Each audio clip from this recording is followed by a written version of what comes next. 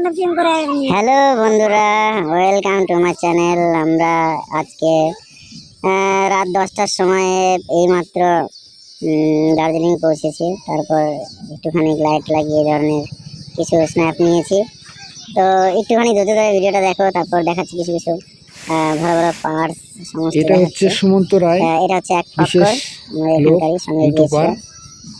কিছু সময় গাড়িও চালিয়েছিল, আর একে বারবার বারণ করেছিলাম না যাওয়ার জন্য, কিন্তু কান্নাকাটি করে এসেছে। আর চশমা চোখেটাই হচ্ছে সব থেকে আপনারাও দেখেন যেটা কথা বলছে সেই।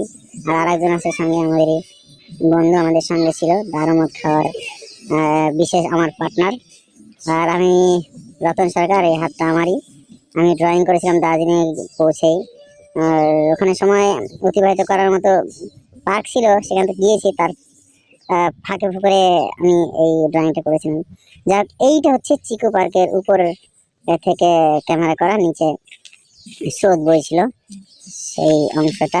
আপনারা গেলে দেখতে পাবেন, আপনাদের যদি বিশেষ সময় হয়ে থাকে বা ফ্রি সময় থাকে তারা অবশ্যই আসবেন। এই যে সেই স্রোতের কথা বলছিলাম যেটা। আর এইখানে হচ্ছে আমরা ঘুরে ঘুরে দেখিয়েছিলাম, এখান থেকে অনেকটা উঁচু পর্যন্ত যাওয়া যায়, প্রায় 300-400 মিটার উঁচুতে যাওয়া যায়। আর এই যে এখানে স্নান করা যায়, আমরা ভেবেছিলাম যে স্নান করবো, কিন্তু প্রচন্ড ঠান্ডা লেগেছে বলে এখানে স্নান করিনি। আর এই পাটাই হচ্ছে আমাদের সঙ্গে ছিল ওই একজন।